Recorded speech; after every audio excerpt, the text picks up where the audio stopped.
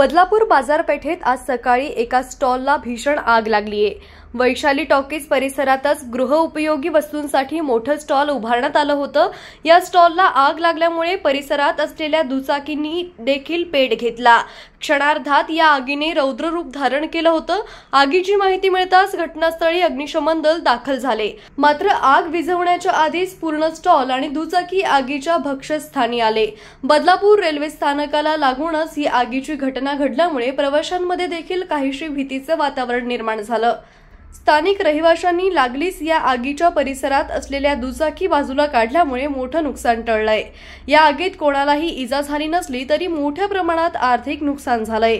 एकमत न्यूज, बदलापूर।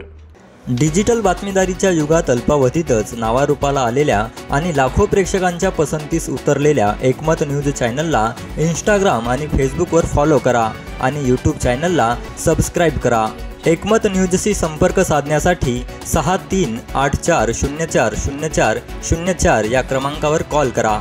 ताज्या घडामोडींसाठी पाहत रहा एकमत न्यूज।